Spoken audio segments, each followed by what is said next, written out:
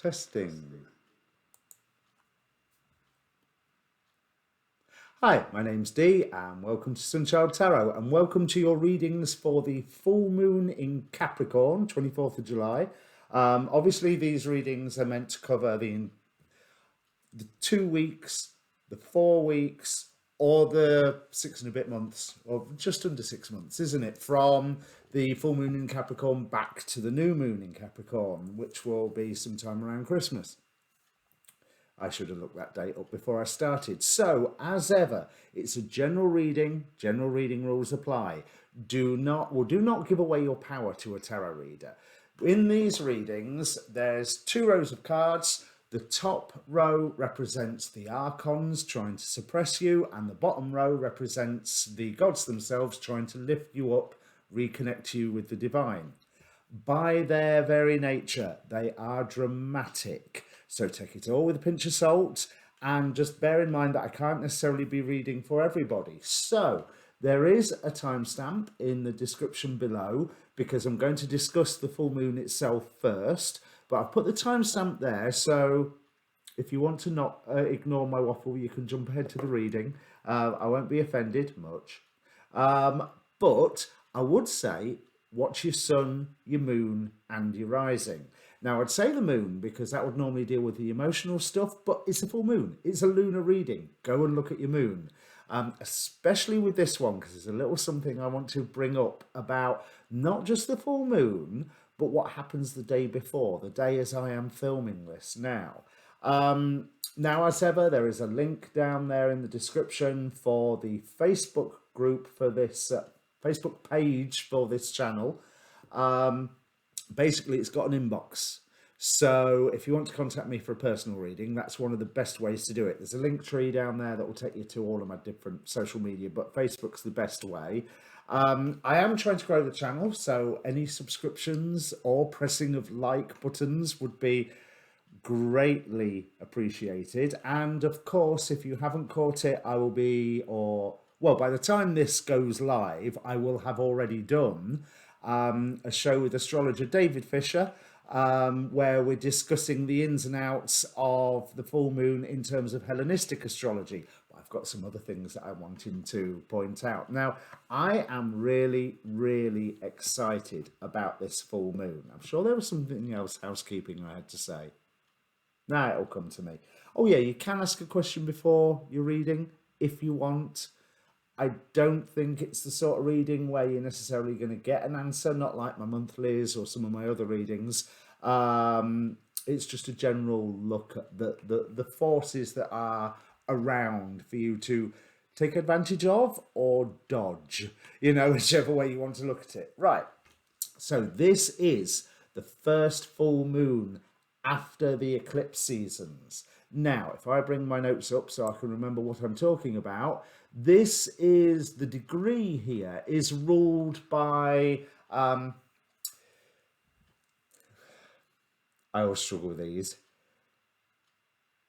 Yael, who is all about letting go and mental force. But the degree angels, which I've not mentioned on these videos before, the degree angels also control a 5-degree arc each. So this 5-degree arc is ruled by Mabahia, who is about putting thought into action, who is about intellectual lucidity.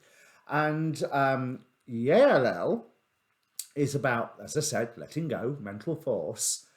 That puts a lot more context into this full moon, whereas we have been working so very hard to plan and to decide and to find ways to move forward. We've discussed this on the astrology shows with David. We've discussed this in the readings.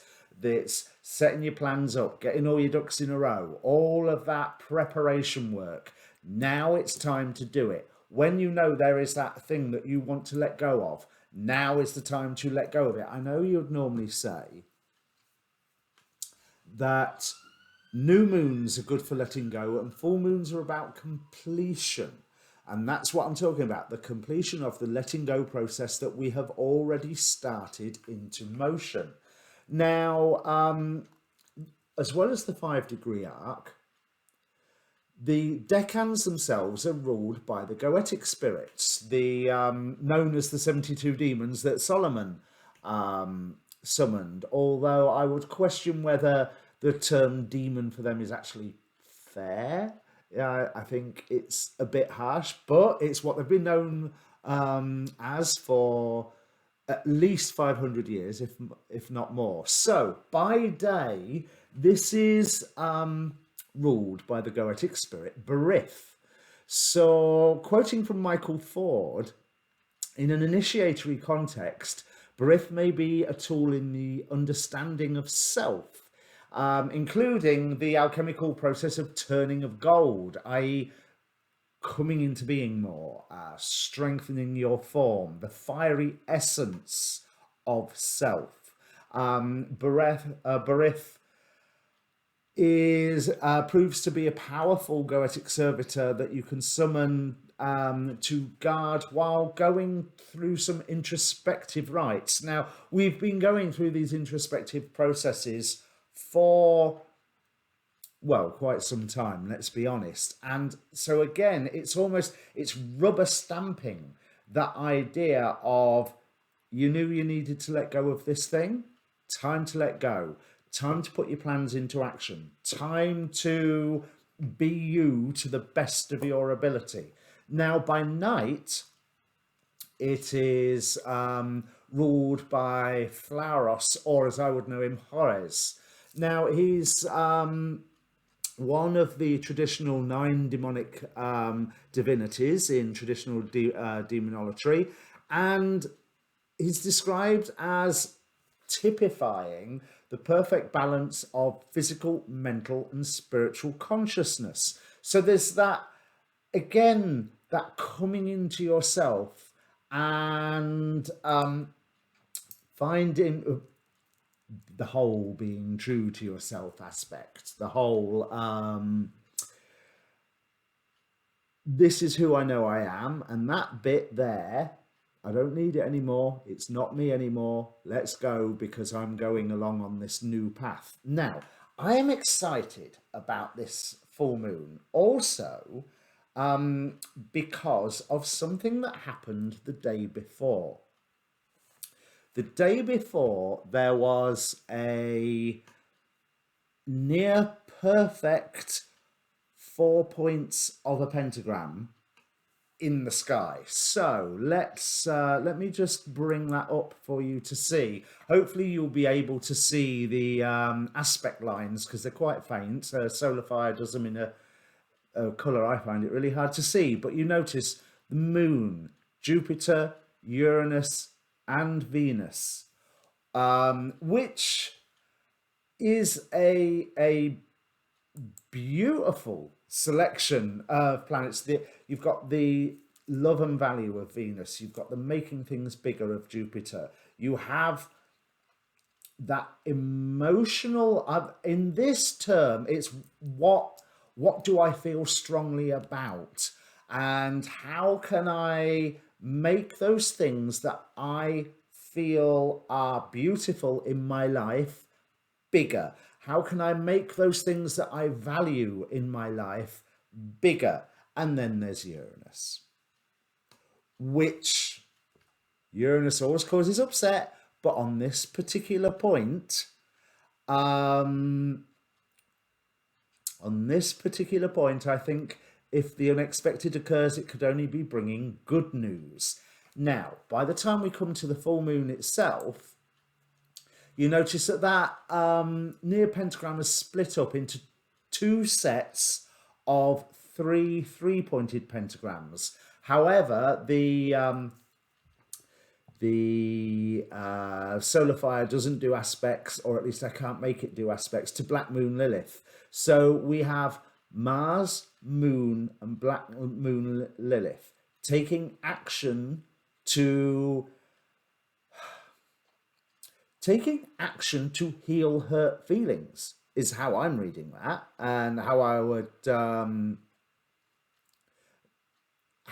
want to read that. Bear in mind that Mars at the moment is being ruled by the Goetic spirit Beleth, who is there's a certain sense of Beleth plays with time.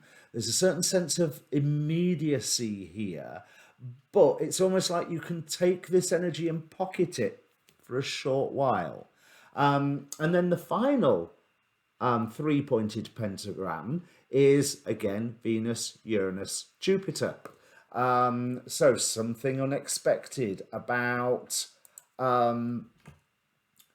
that which you value and can be made bigger, which I think is still beautiful, but especially coming off of that pentagram the day before. Now, I'm also very excited about this because the final point of that pentagram would be pretty much 4, 5, 6 degrees Libra.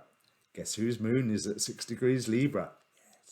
So I am looking to take full advantage of such a beautiful astrological combination. Now let's just have a look before I go into the cards, because I got told off on comments about a long introduction to another reading that I did. So I don't want to waffle for too long, but the symbols of 3 degrees Capricorn and this full moon are also very interesting. I remember what really grabbed my attention is the Kosminski degree symbol, which is of Persephone rising gracefully from beneath to the upper world. The sun is shining and the surrounding country is rich in fields of corn, fruit, birds, flowers, whilst butterflies are sporting round her head. Now, I suppose according to the legend, that would not be directly true because spring doesn't start until Persephone comes up and Ceres or Demeter goes, "Hi, you're back," and starts letting things happen. But it is still a beautiful image. So this is said to denote one of great power of endurance who forces himself, ill or well, to brush away obstacles in the way of his desires. What was I saying about letting things go? There is here a combination of mental, moral, and physical force, bringing us back to the idea of that rulership of Hares. A trinity which carries the native through danger and conditions most adverse.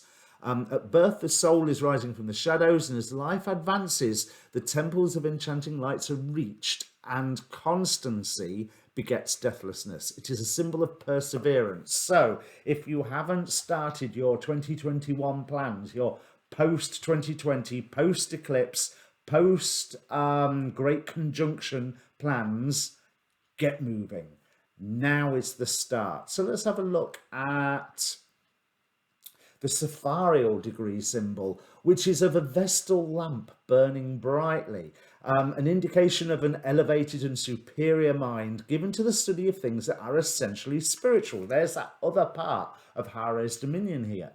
There are aspiration and intuition in a superior degree. That's not easy to say. And such a one will probably seek and find in the silence of his own chamber the key to many of the higher mysteries of life and thought. So again, it's that looking internally, expressing externally. As within, so without. This is, do not let this full moon energies go to waste. Now,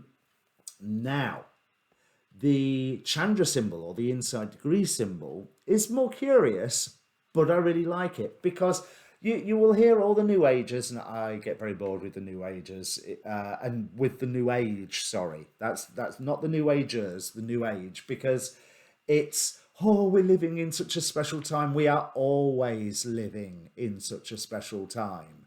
If you are living, it is a special time. Certainly for you and to a point globally, but we cannot deny there's big global things going on. So, we have all been training for this moment. So, Capricorn 4, the 4th degree of Capricorn, i.e. 3 degrees Capricorn, the Chandra symbol is footprints in the snow. And it's talking about how you were following your own footsteps. In the last previous lifetime, you set into motion a very full karmic momentum which only got to midstream. This time, you first recapitulate the previous patterns and then set out where they lead. All of it, every step feels fated, inevitable. It is an uncannily strong inward impression. Yet, in order to permit the soul of this lifetime some measure of autonomy and freedom, this knowledge is held in the superconscious mind, and you can then cast about as though nothing had happened before, if you want. Except that the inward instincts direct you in a predetermined course. And the lessons and the scenes are so very familiar. So blah, blah, blah, when the individual karma is this strong. But we know this. I mean, let's be honest. If you're watching one of my readings and watching tarot readings on YouTube and all the other stuff, we know that we have practiced for this. And even if you accept like Dolores Cannon's 3 Waves of Volunteers, we have been practicing for this. And the now this is the Omega symbol, I think. As a cliff erodes, a temple is in danger of collapsing. Now, okay, there's a tower imagery, tower card imagery there, but there's also what it also talks about that Saturn-Uranus square we've got going on. The description to this says it needs change. And when they do, structures that may have depended on a long time, that may have been depended on for a long time, need to change as well to meet these new needs. That's it, needs change. Right, that makes sense. This is what this degree is aware of. It taps into the undercurrents of feeling and can see how those things are eroding the landscape of human thought. At its best, it's capable of suggesting means of change that take into the account the long range and which are practical. And again, we have practiced for this. Can you tell I'm really excited about this? I never thought I'd be excited about a Capricorn thing, but when you look, everything that Capricorn threw at us last year, the Jupiter-Pluto conjunctions, the building up to the Great Conjunction with the Saturn-Pluto conjunction, various other things, eclipses last year and all that. This is beautiful. This is Pluto, who's there in Capricorn, going, okay, here is the end of it. Now, bear in mind, this full moon is a long, long away from Pluto. Pluto's at 26 degrees. The full moon's at 3 degrees. So it's co-present by sign. But Pluto's allowed everything to come full circle. And it's almost like he stepped to one side and said, there you go. I've done my work now.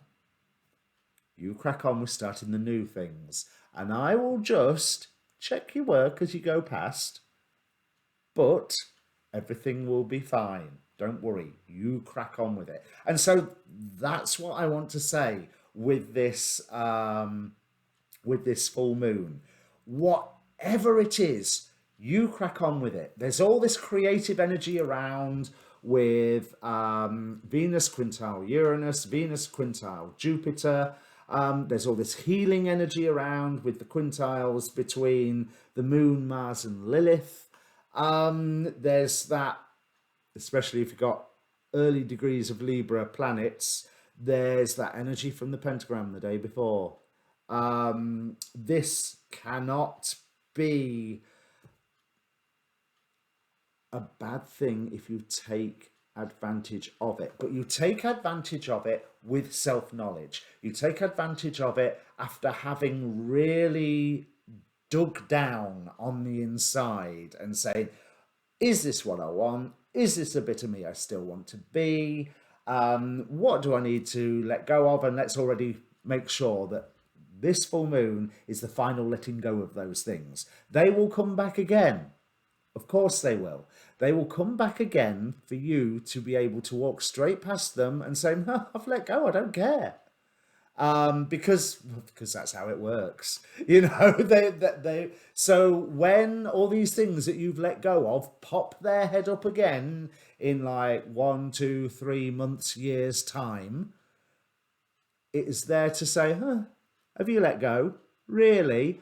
And if you use this full moon energy right, the answer is a resounding yes. Yes, I have.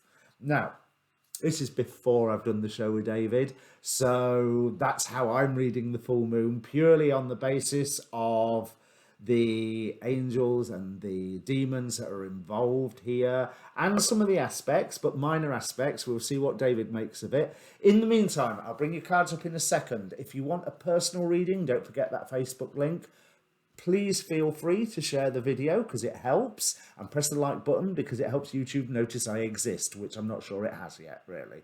In the meantime, yeah, let me bring up the cards.